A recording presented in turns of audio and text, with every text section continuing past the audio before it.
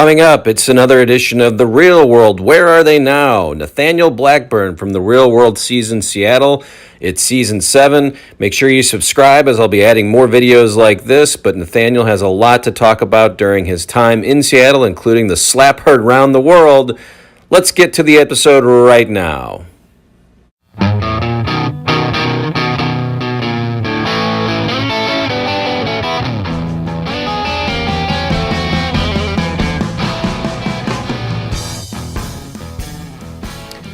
Hello and welcome to another edition of Here's the Pitch. It's sponsored by Masses Restaurants in St. Louis. There's 5 locations. stlmasses.com is their website. If you're driving through, watching in St. Louis, go check them out. 5 locations. Good menu, good pasta. And today I'm very excited. We're going to be talking to folks from the real world and reality television and see what they're up to. And I'm lucky and happy to talk to Nathaniel Blackburn today. And Nathaniel, we talked right off the start. Everyone knew you as Nathan. You're now Nathaniel. We'll get into that, but good to see you. Where are you living?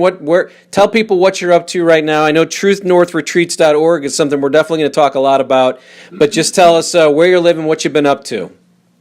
Yeah, man. First of all, Brad, thanks for having me on the show, man. I love what you're doing and love the content that you're putting out there. I currently live in Dallas, Texas. Got married a few years ago. Ended up getting sober some years ago. Life after the real world kicked my butt in a lot of ways. It was really good in a lot of ways as well. My wife and I are expecting twins in a couple months, and I founded a men's ministry a few years ago called True North Retreats. What do you do there? What do you do? Just tell us about it. Yeah, man. So along the way, the real world was such a unbelievable experience and opportunity for me as a young man. And, what I didn't understand as a young man was that I had a lot of trauma from childhood, hence why I was probably chosen for the real world, because I had this, kind of sensational story going on at that time. And, when I left the real world, I got into film and television for a number of years and had some really great opportunities. Well, what was going on with that was I had access to a lot of cool things and a lot of parties and a lot of opportunity that ended up really kicking my butt. And drinking and stuff took me down some really dark paths for a really long time. And I ended up getting sober out of desperation. Because I was going to take my life if I didn't try to get sober. And when I got sober, faith entered my story. And in that process, my relationship with God, it was shown to me that, why I drank and why I found security in the party and in the party scene. And it was just because I had a ton of undealt with trauma in my life. And so I started walking through that trauma and unpacking some of that stuff and how it affected me as an adult man. And it changed my life. It changed my life immensely. It changed my life into confidence and who I am. And so much so that I really felt encouraged and drawn into creating a place for other men to investigate their story and get closer to God while doing some pretty fun stuff as it relates to shooting guns and throwing tomahawks and eating steaks. And what True North really is it's a place for men to learn that vulnerability is not weakness, but it's strength. And we do that by luring guys into, hey, let's go on this killer ranch and we'll go fishing and shoot guns and eat some steaks and hang out by the fire and we'll have 7 hours of silence with God and processing. That's kind of the bottom tagline. And we started that in 2019 and just blessed to be doing that today and being overflowing with men that are actually wanting to come out and experience what we're doing. I'm definitely going to dig into it more, but I we have to kind of go backwards to get to where we got there because that's a lot to unpack. So, tell me about just the experience of auditioning and just becoming a real world cast member? Where did you see that this was happening? Of course, you and David, famously went in together. They come and pick you up. I'm guessing that was staged, but tell me all about the just the knowing about the show and wanting to be on it, and your audition and where you went and all that stuff. How did you know about it? Because you guys were season 7. This happened in 1998. Did you even know you were going to Seattle? Give me all of the things that went into kind of going for the audition. Sure. So late 90s, for those that remember, not a ton of internet stuff going on. And the Real World was, man, the thing that was happening, and people wanted to be on and be around. And, in 97, David and I, we were at school together and we were friends. And David and I actually lived in Europe together for a semester abroad in 1997. When we were in Europe, we happened upon the filming of Les Miserables with Liam Neeson and Claire Danes. And this was Claire Danes post Romeo and Juliet, and so they weren't huge actors yet, but when we met them, they sorry, I'm fucking blocking here. We actually met them, and they said, "Oh, you're English speaking," and we were like, "Oh, you guys are too. What are you doing?" And they're, "Oh, we're filming this movie." And I'd never seen a Hollywood production before, and it was magnificent. I mean, it was unbelievable. And in 97, in the Czech Republic in Prague, if you were over the age of 18, you didn't speak anything other than Czechoslovakian. So finding other English-speaking people in 97 was a big deal. So we hit it off with the crew from this movie, and they let us watch them shoot their final scene in the evening. Well, we watched Claire Danes shoot this scene, and we were kind of starstruck, and we were like, "Hey, we're going to this bar, if you guys want to join us." And they were like, "English-speaking people, we're in." And so we went out that night and had drinks with Liam and Claire, and just was just an unbelievable experience. So much so that when I left that experience, my plan when I came back to the States was, man, how do I get into the field of entertainment? And I'm a small town Virginia guy. My first plane flight ever was when we went to Europe, and so I just figured I had no way to break into that scene. When we get back to the States, and we're in our senior year at VMI, and I get home from class one day, and there's a flyer. A flyer, for those who don't know, is something that's put on a piece of paper and is handed out. And that's how you communicated events and different things back in the day. And there was a flyer on my desk that said MTV would be in Richmond, Virginia, accepting live auditions for season 7 of The Real World. I'm like, dude, I've got a crazy story. This has got to be my chance in. I'm going to go apply. So I snuck off campus, because you're not allowed to leave VMI without, written permission, military school. And I went to Richmond, Virginia, and showed up in person. And my first interview, I went up to the casting director. It was at a bar, weird.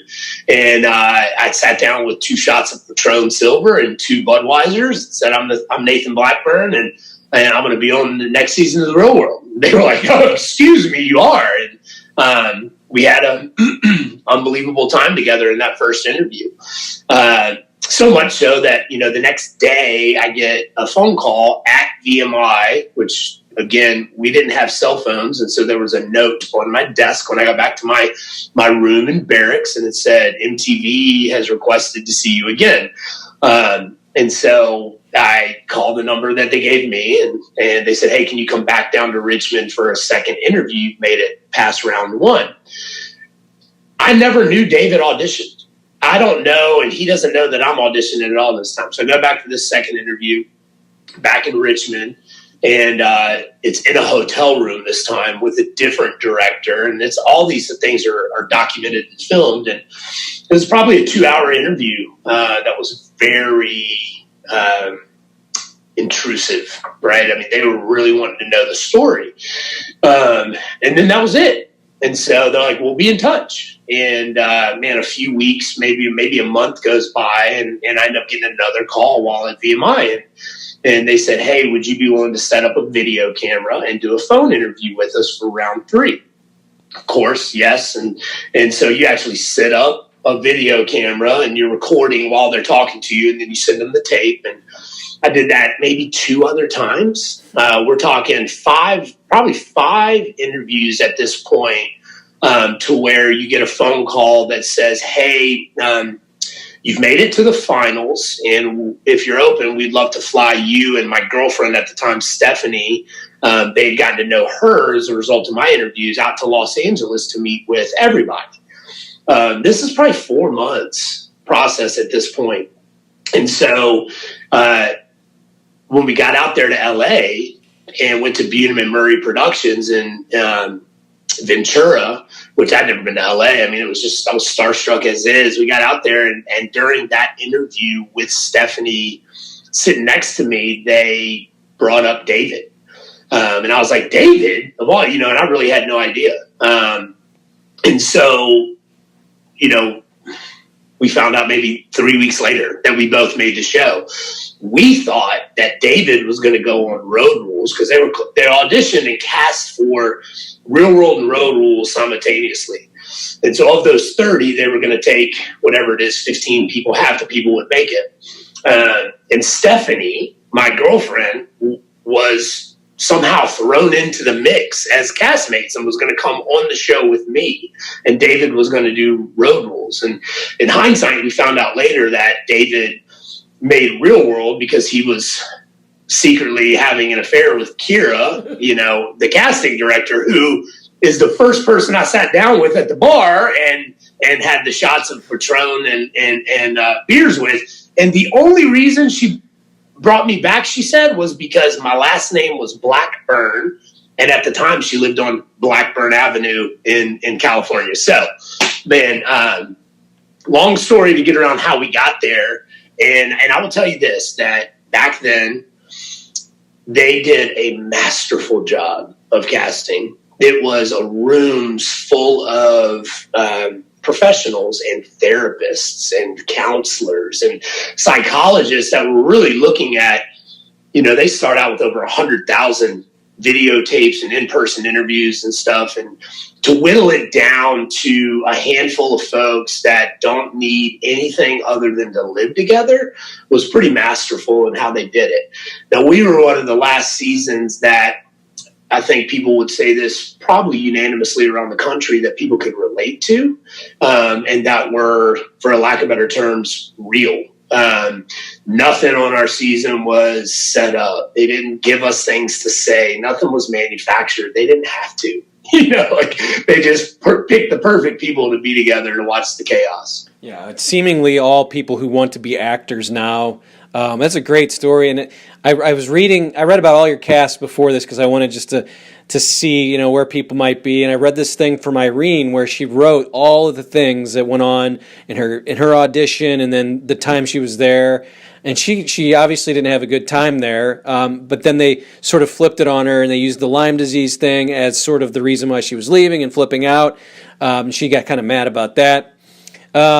So I guess there's some people that just, don't like the edit. There's always the edit. But it's amazing because she did say, and the things that kind of hit me, it was like, well, the first line of the show is 7 strangers, and you were not strangers with David, which was interesting. That's true. Yeah.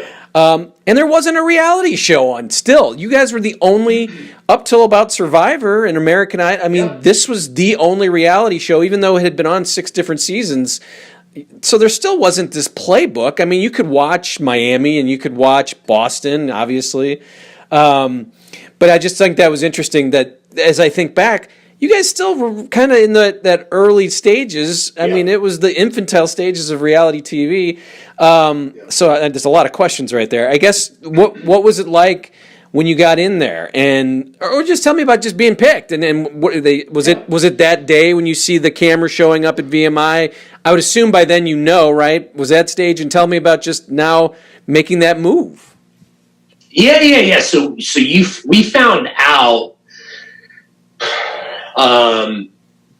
during Christmas break, and so we knew mid-December that we were going on the show. And so they wanted to have a send-off at BMI. And so, they worked it out with the school. The reveal was personal. And it was a phone call that you got, and then they said, hey, we want to actually show VMI through the casting process, and we'll meet you guys there at the beginning of the semester, and it's not staged, but hey, we want to get some content. And VMI did a parade of like kind of sending us off, and this pretty big deal. So that part was phenomenal. I had no idea we were going to Seattle until probably a week before you're going. And so I didn't know what Seattle was. I remember getting on AOL and like typing in Seattle and the Emerald City and, kind of checking things out. We were still the only reality game in town. And it was a big deal, but I don't think we knew how big of a deal it was until we got off the show. To this day, Seattle was the second highest rated season viewer wise ever. And that, how to really equate that to context. So episode 1 airs and I'm on a family vacation in Bermuda, an island off the coast of, America. Right. And the first episode airs, and the next day in Bermuda on the beach, 7 or 8 people were like, dude, you're the guy from. And so that was the first time where I was like, oh, my life might be about to change. It aired in 97 countries, which is insane. How did you not watch? How did you not have like a watch party? I mean, you would think this, all right, we're going to get behind the TV and watch. Because like if this vacation happened and I was trying, like I cheated on Stephanie, right. and I didn't know if that was going to be aired. She cheated on me. Like it was like, hey, I need to really focus on my relationship. Here's what they used to do. They would send you in the mail a VHS copy of the show 8 days before it aired. And they did that to prep you so that it wasn't some big reveal.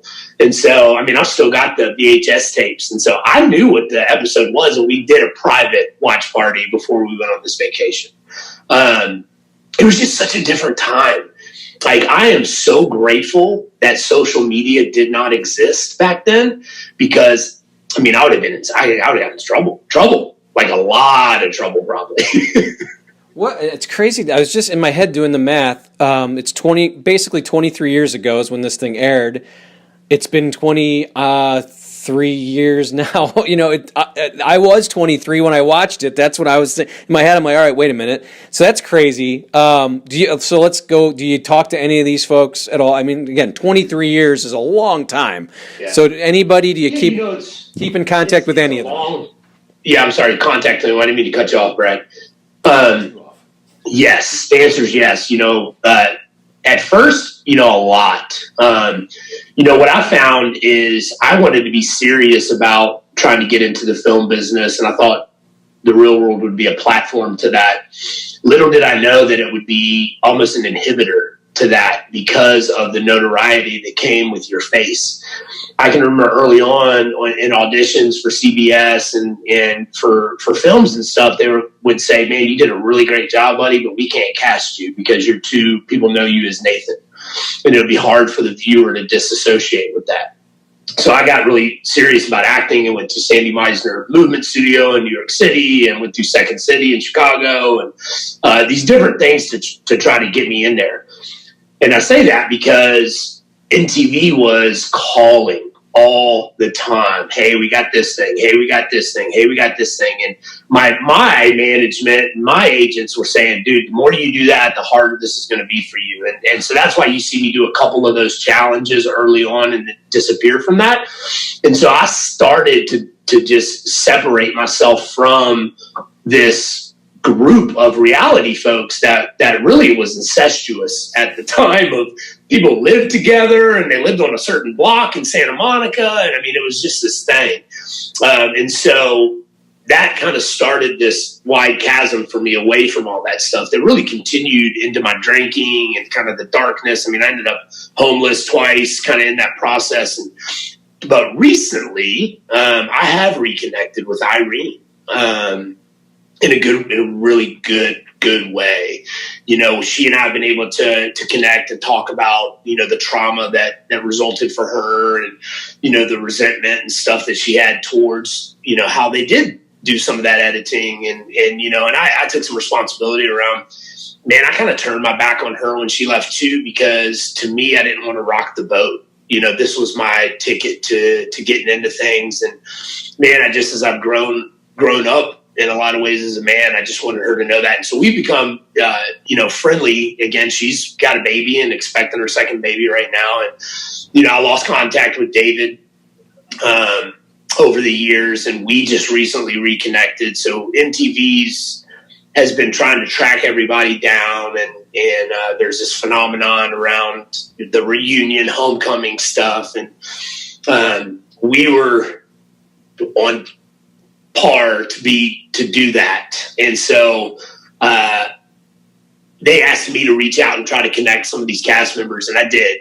Not everybody, and some of the cast members, I won't say, refused to communicate, and we won't be doing that homecoming show as a result of that. I've contact with the Miz from time to time, and Theo from Chicago, and I just had coffee about 2 months ago. He lives right outside of Dallas, and there's a handful of folks that I'll be in contact with, but we've just all kind of gone in different directions. There's a pool of them that love that identity, and they stay there. And I think you know who those are. And that's not me. No, and it's interesting because, again, I've contacted others for this series, and I will tell you they've turned me down, and had wonderful conversations with people with the same thing, that they've been contacted for a homecoming. And I really thought of this before that, so I'm kind of angry that this is becoming. But they say the same thing. They say, listen, that was then. I'm sort of, that was 30 years ago, 20, whatever years ago. So I get it, and I totally understand it. But that's why I appreciate that you're doing this, because I really do. I want to know what you're up to. My wife actually said she saw you on Instagram. She's like, you should try the guy from Seattle. I think he would do it. So no, I guess, when you look back, are you happy you did that? Are you happy that was part of your life? And it's 6 months, right? It's so small. It's like, a semester of college, but it's amazing that, again, I remember you. I went back and watched some of these episodes, and it was fun to go back and think about where I was in life. How do you think about when you look back? Happy you did it? Oh, 100%. I mean, do it again? Do it again? Would you do? Yeah, of course. Of course. I mean, here's the thing. In hindsight, I was trying to rally my cast to do it, because I think there's such a good story within some of us around restoration and redemption, and for Irene in particular, it was like, hey, this is a chance for you to tell your side of the story. If we're going to do this thing together, and also to show people, that Lyme disease is real, and how you've lived with it. And I think because of the nostalgia of those earlier seasons of the Real World, man, like, people are connected to us, and not from an egocentric point of view, but like, it brings you back to where you were 23 years ago and what was going on. And so anytime I get asked to do this stuff, I'm in, only because, like, I went dark for a long time as a result of my drinking, and I was embarrassed and I was shameful about it. And I can tell you in 2009, after the fall of the economy and stuff, man, I was addicted to cocaine again. And I was waiting tables at a restaurant, and I was 145 pounds, and people would still recognize me, from the show. And it was like I was living in this shame tape of hiding behind, what I was to what I had become. And man, by the grace of God, that has changed immensely because of who he is and what he's done in my life. And I'm not trying to be any kind of pastoral, preachy, none of that. I don't ever want to be that. But I do want to share that truth that has truly set me free, and on a different trajectory, because I think all too often people hide behind the fear of judgment and the name that comes and the stigma that comes along with being an alcoholic or being a drug addict. And so for me, if it's an opportunity to share that there's hope out there in that with people, I will. When I go back and do it again, yeah, because it was part of my story. It helped speed up the process for me to eventually have a fall that would bring me to my knees in literal ways and also in emotional ways to truly reach out and ask for help, so that I could eventually come out the other side. Not to mention, man, I got to do some unbelievable cool stuff, like, hanging out with Method Man and Wu-Tang Clan, and those are like idols of mine, and flying jets and traveling the world. It was amazing. I guess I just never can grasp the cameras in my face all the time. How quickly do you get used to that, when in your situation at least? Sure. Man, like in a day, because you've already gone through a 4 to 6 month process of being interviewed in front of the cameras, which are right there, right? Well, as you start to film, the cameras aren't right there. Like what was so great about it is you're wearing mics that I think had like a 2-mile range or something ridiculous on it.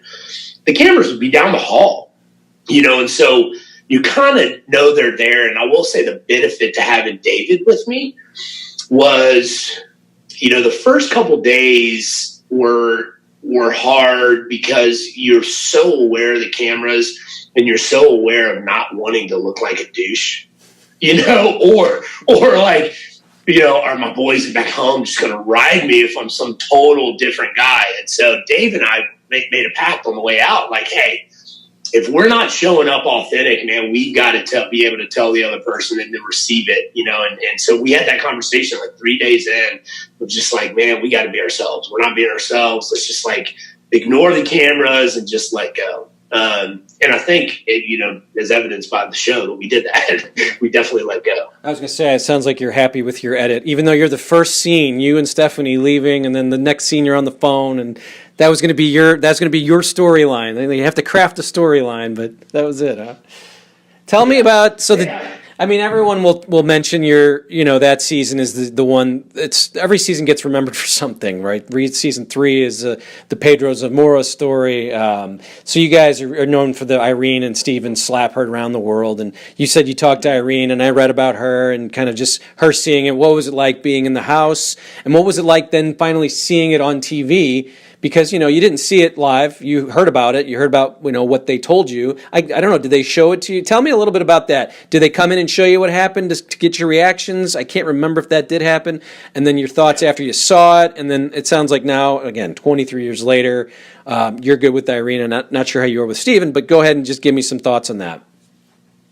Yeah, we were in the kitchen area by the pool table when she took off and had her final word to Steven, and she was brilliant in how she knew to incite him, and he just takes off out the front door, and that's all we see.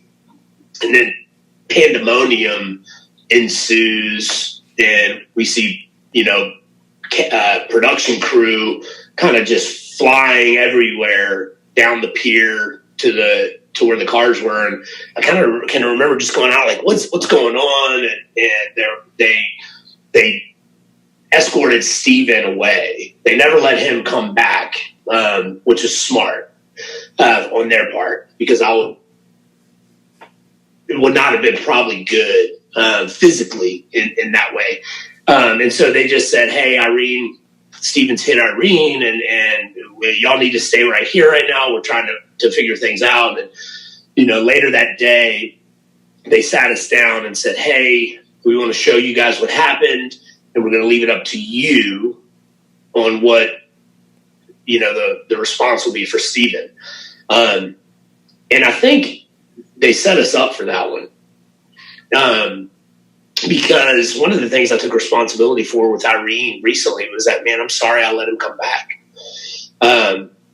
Because the slap seems so insignificant in the way it's shown to us in the edit, which, a slap's a slap, right? And I think, again, you're under this illusion around your future is really in the hands of, especially me, who wanted to get in the entertainment world, and being an insecure young man, I did not know what I was saying, and they sold it to us on this. Hey, if he stays, it's going to be anger management and, give him a chance again. And we're going to try to get Irene back. And so that for me is kind of a no brainer because I don't have to step into some conflict or choose a moral high ground, right? Because I was just so kind of insecure on that. So, that part I had to apologize, man, to Irene for because he should have never come back in that house.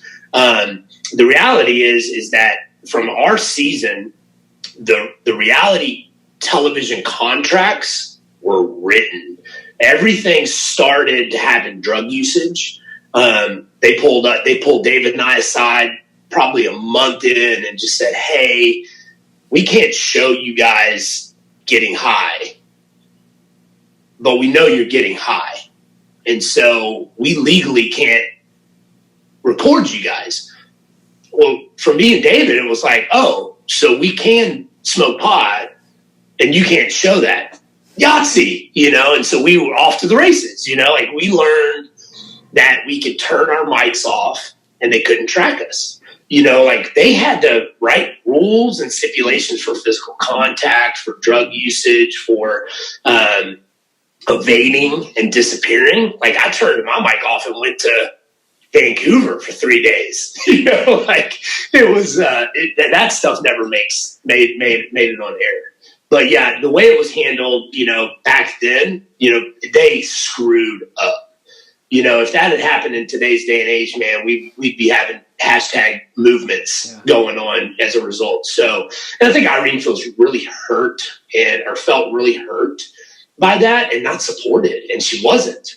I mean, they didn't do anything for Irene. And so I can see where that would make her really, frustrated and bitter, which she was for years. I mean, she did a stand-up comedy routine around the country, lighting MTV up, It's great because I'm having all these thoughts as you're telling me this because I'm a former TV producer and try to think of myself as a freelance TV producer. I still want to do stuff like that. But I think about the situation that those producers were in because, again, this is still pretty new, season 8. I mean, early on, they created this whole basically platform and way these shows are put together. You watch, like my wife watches The Housewives. And you know that these women know they're going on to fight. The producers, tell them what this person said. And the fact that these people at Boonham, I can never remember if that's Boonham or Bunham Murray, had the foresight to just sort of know what would make, quote, reality TV. Oh, it's going to be people, but we're going to manipulate the situations. We're going to kind of try to... And then you guys knowing how to get out of it, it's all so interesting to me that just even back then, there was all these thoughts going around just kind of how do we, what do we show? How do we get to make fights? How do we get things that look like good television? I think it's so interesting as we talk because, again, in 1998, people have to remember this was the only reality show. You guys were actually real people. As you see, this wasn't actors coming in and trying to get their first start. So it's so interesting to me. So I appreciate that. So we talked about kind of that time after you did some stuff you did some challenges. You talked to the Miz still because I saw you're on the Gauntlet with the Miz. Your Gauntlet season was pretty great names. I mean, some of the great seasons, and it was early on. I think it was 02 or 03. So you got Coral and Miz, and then Norm from season 1. And you still chat with the Miz, huh? Is that on like an ongoing thing? No, I mean here or there. Norm. I mean, I just talked to Norm the other day. Norm and I are still really fairly close, and John Brennan, from LA, the cowboy, the Jesus cowboy, our buds, and CT and some of those guys. But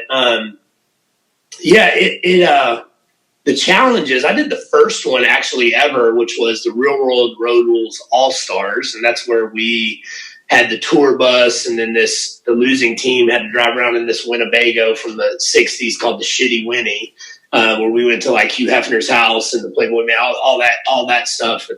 And the Gauntlet was the last thing I ever did on air. Before the Gauntlet, I was on Guiding Light for a while, soap opera, and I toured the country with Willie Nelson, the Dixie Chicks, as the Grandmaster of Ceremonies for them, and did a bunch of commercials, movies, all those kind of things. And then the cocaine was really kicking my butt, and MTV kept calling and calling. I kept declining, and then the other offers stopped coming in as a result of my drinking, and kind of word was getting out that, Nathan is kind of not to be trusted. He doesn't show up to meetings, and which was totally opposite of who I was. And so I needed money. And I needed something, and I finally called MTV back, and that's what the Gauntlet was. And, if you see me on that show, it's the beginning of the end for me. I was up smoking crack cocaine for 2 days before day one of that show. And so I showed up there not having slept for 2 days. The funny part of that is I kicked their asses. Okay, we're talking, so that I'll hang my hat on that. It's still good. Made it to the end. We lost because Coral's a liar. I don't want to bring up old stuff with that one, but we should have never voted off Theo. Theo should have been there. Coral did not get bit by a spider. You just couldn't run up the mountain, period. Theo was on that one. He doesn't let us. White Theo, who's now like an unbelievable comedian, he's doing his next Netflix deal. He was on there, and he never let us live that down. But that was my last MTV deal, and I made an ass of myself during that filming. I will tell you that the rap party, I was on mushrooms. And sorry if this is a podcast for free range, right? Hey, real world, real life talking here. It was nuts. It was just the beginning of really my downfall into addiction. The next 10 years of my life were multiple DUIs and just no money and just bad stuff. But I always think back to the Gauntlet because that was seeing myself on TV looking like that, how different I was, kind of opened the door to me starting to go, man, maybe there's a problem. And that's what led me to move to Colorado. We shot the Gauntlet in Telluride, and that was my first experience in Colorado. And my brother was living in Denver at the time. And when the bottom fell out in California right after shooting the Gauntlet, he came out and said, hey, man, let's just get you out of LA. And I was like, yeah, let's get me out of LA. Colorado's great. And that's what would eventually lead me to Texas and to God and to recovery. Yeah, I mean, I was just curious. I mean, do you look back and wonder, well, why was I addicted, or is it a sickness in your head and you just? I mean, are there thoughts that come through? Because from what I can tell, it looks like you had your third. I'm going to read you your rap sheet here if you don't mind. But you had your third DUI somewhere in 2013, 2014, and then after that, it seems like that's when sort of things kind of clicked, and you met some folks in Colorado.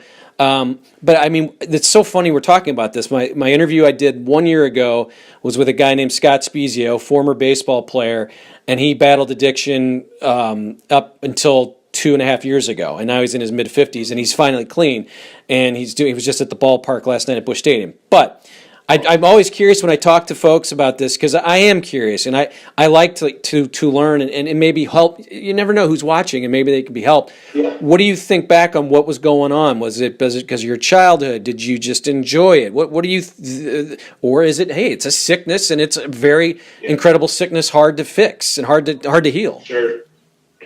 Well, I'm going to tell you this. The answer is yes to all of it, right? And so I believe that I was predisposed to having the disease of alcoholism and addiction. And it is a disease recognized by the medical community that has nothing to do with alcohol and drugs. So that medical community really dropped the ball in how they named it. Alcohol and drugs become a solution to a mental issue that's going on inside. And it's really, for me, it was really sneaky on how it came because, man, I enjoyed it. I was good at it. I had a great time. Like what happened, if I'm really honest, the insecurity I had as a child was born out of the environment, but also was just kind of in me. I think, because I work with guys in recovery today who their childhood looked way different than mine, yet they still had that same insecurity, right? And so what I can remember is when I had my first alcohol experience at 14, 15 years old, I got drunk while camping with my buddy and his family on Miller Genuine Draft. And I can remember the most peaceful sense of ease and comfort come over me from the drinking, which I think everybody feels when you drink. You get a little buzz, right? But what's different is that this deep-seated, message-driven insecurity that was in me was gone. And confidence, comes up, and it just gave me a new light, And then as high school wears on, I start drinking, and I get more confident around girls, and what's really going on was that this self-berating messaging of, man, they don't like you or whatever it is. It just gets quieted down and goes away, and you forget you even had it, And then take this guy from small town Virginia who's really good at drinking, probably drinks a little too much with his buddies, and now let's go ahead and put him on MTV. And let's give him access to the world, and let's feed his false sense of security and ego with fame. Well, I forget real quickly that I have all this stuff in my past that I've never dealt with, that is eventually going to come out, right? And so when does that stuff come out? Well, when the drinking and the drugs stop working, you then start to abuse the drinking and the drugs, because what you're trying to do is you're trying to recapture that feeling and that confidence, because slowly but surely these things are starting to bubble up of the trauma and the wounds and all these different things that will eventually come to the surface. And so for me, the disease of it was, man, I enjoyed it, and me enjoying it helped me keep perpetuating the lie that I had a problem, and early on it was, man, Nathaniel, dude, like your drinking's kind of out of hand. Oh no, it's not. I'm on MTV. This is what normal people would do. And then it was, the first person who ever said, hey, I think you might have a problem was Matt Kunitz, who was the director of our season of the Real World, who later went on to do Fear Factor and Wipeout and all that stuff. And he pulled me aside a month into filming Seattle and goes, hey, do you know that you become a completely different person when you drink? And I'm like, oh, who doesn't? I'm 21. I'm on the Real World, and so it was a lie that just kept going and going and going. And it's one of these diseases that has nothing to do with alcohol, has nothing to do with drugs. And if you're not homeless, living under a bridge, or selling your body for drugs, then you're probably not a drug addict, right? Wrong. Like, that's the lie. And so when I was introduced into recovery, I remember sitting in my first 12-step meeting, and it was a bunch of heroin addicts. And I was like, what's wrong with these people? I can't believe they're shooting heroin. I was like, man, I love cocaine, and things getting a little out of hand, and I smoke some crack, like your bar is here. And then slowly but surely what you become is the thing that you were judging. Like all those people who were homeless and addicted to heroin and all that. Well, where do you think I ended up 10 years later? 10 years later, my bar kept getting lowered and lowered and lowered, only because I was unwilling to admit that I had a problem. Because society really circles the wagons in a lot of ways around judgment of that. So, very long answer. I'm sorry, man. I could talk to you about this for a really long time. Well, I think it's interesting what you just said, because I was listening to you, and that's interesting because I mean, I've had drinks. I've had too many. Always thought, I'm okay. But it is interesting when you said and I think this is what you said, you look at someone else at a AA meeting and you're like, oh, they're worse than me. All I'm doing is this. But then you keep getting to that next point where now you are them. And that's crazy. And that's an interesting thought that I would never think of, but an interesting way of putting it, because you probably do go in there going, oh, they're way worse than me. They're just doing a little cocaine. They're on heroin. Well, then, yeah, so it's very interesting. I didn't know if you had more to say on this, so but I just wanted to mention that. I thought that was really interesting. Yeah, I think for me is that there's less of a percentage of people that have alcoholism and addiction that are ready to admit it because they're not homeless, because they're not living under a bridge. I guarantee if you were to cast the net around your circle of people, 3 or 4 people in there are struggling right now. And you don't even know that they're struggling right now because people are so ashamed to ask for help. And there's not enough information out there to help people connect the dots that, man, you don't have to have a broken past to be an alcoholic. You don't have to be homeless to be an alcoholic. If you're taking something outside to fix an internal condition, you might have a problem. Man, that could be food, it could be gambling, it could be money, it could be women. Drugs and alcohol are just under this microscope because it's killing people, right? And so I just think there's so many people out there that are struggling with addiction that they're just unwilling to ask for help. And I think there needs to be more focus on people that are recovered saying, hey man, here's the lies I lived under and I'm not ashamed of it anymore. And I want to be honest about it. And so if I'm given an opportunity to come on here, I'm not trying to share my story in a way to give me glory by any means, but and here's the deal. If I stop doing what I'm doing today, meaning I sponsor a handful of guys and help them where they're at, like coming off the street or waking up to the fact they have a problem. And what I'm doing is I'm walking them through the recovery process as it was shown to me.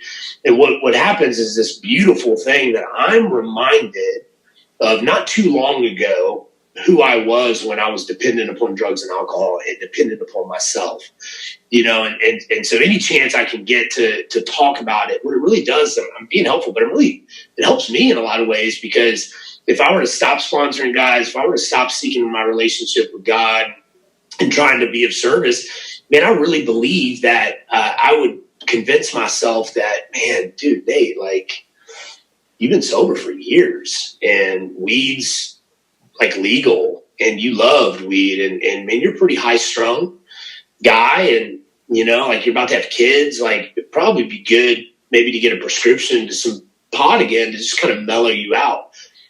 That sounds insane to me today. But I can't tell you how many times a conversation like that happened with myself when I was trying to get sober. And I would believe that delusional thought and I would relapse. And that, I mean, hopefully that little bit of a story would help family members kind of understand why do our kids, why are they relapsing? Why does my husband continue to relapse? Doesn't he understand the pain that he's causing and the hurt that he's causing? Like, families are baffled when guys relapse. And what I can tell you on the other side of it is going like, sometimes those guys are choosing that over you. But more times than not, they are in this mental illness and this obsession and this cycle that's going on with the way their brain works that you're not in the equation, and it's not purposeful towards you. It's that they are under the delusion that this mental illness is twisting people's brains around. Yeah, well, it's a great story, and I'm glad you're here to tell it. How many days sober for you? You said kids, right? Are you married? How many kids? And one more time, just tell us how you kind of came about with TrueNorthRetreats.org, which is what we're kind of wrapping up with here. Just those three questions in one right there. Look at that! Look at me do this interview thing. You're a great host. Oh, thanks. Yes. Yeah, you're welcome. Man, I've been sober for 6.5 years. It took me 10 years to get sober, so been around it for 16.5 years, 6.5 years sober, married, expecting twins in a couple months. And True North Retreats was born in 2019, and we have got retreats booked through the end of the year, and we're already booking out for 2022. If anybody wants to go to the website or shoot me a message or inquiry on the website, we'd love to talk to you about joining one of our retreats or answering questions. We have not marketed ourselves in any way, shape, or form because we're fearful that we don't have the capacity to meet the need. As people start to hear about what we're doing, we've got a waiting list of guys that want to go out and spend some time with God and some fellowship. And Brad, we'll have to maybe get you, come on down. Never know. Make a little trip, man, and have anything to get out of the house, and I'm okay. Yeah, put me on the list. What about you? Married, kids? I'm married. I have a stepson that's 13, and we're we're going to try to make our own child over here as well. But I've been married 3 years now, very happily, very very excited. And again, my wife told me, she's like, Nathan from Real World, you should try him. She always gives me these ideas, and I'm like, he won't do it. But I'm glad that this is how we work, as we're a team over here. Yeah, that's great, man. What your stepson's name? It's Ethan. And your wife's name? Catherine. I'm awesome. Trying to give this out over the, but they're out there on Instagram, so that's fine. All right. That's fine. Yeah. I always finish with anything. Did we miss anything? Anything else you want to talk about, or did we? I think we got to everything. I had so much fun. I could probably go on and on about the Real World, so there might be a part 2 at some point with you. But we've gone long enough. Is there anything though that we need to wrap up with that I may have missed, or you want to make sure people know? No, man, I just appreciate what you're doing. And again, from the bottom of my heart, man, thanks for being a fan and remembering and extending the invitation to come and be a part of your show, man. I anytime you need that or want to follow up, or if there's anything I can do to be helpful to you, just let me know. I'm going to do that. You're going to hear from me after I'm going to tell my audience something, but stay right there. That's Nathaniel Blackburn. I really appreciate his time here. And again, thanks for watching Here's the Pitch. It's sponsored by Masses Restaurants, 5 locations, stlmasses.com. Don't forget to subscribe as well, and we'll see you next time.